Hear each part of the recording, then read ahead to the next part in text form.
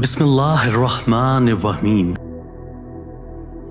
हज़रत अली रज़ियल्लाहु ताला अन्हो फरमाते हैं, अपने राज अपने तक ही महदूद रखो। ख़ास तौर पर 3 लोगों को अपना राज कभी मत बताना। औरत को कभी अपना राज मत बताना, क्योंकि औरत के दिल और ज़बान के बीच फासला बहुत कम होता है, इसलिए वो राज को महफूज रखना चाहे भी तो नहीं रख पाती। बेवकूफ़ दोस्त को कभी अपना राज मत बताना, क्योंकि वो तुम्हारे राज की हिफाजत नहीं कर सकता और वो कभी भी और कहीं भी बोल सकता है।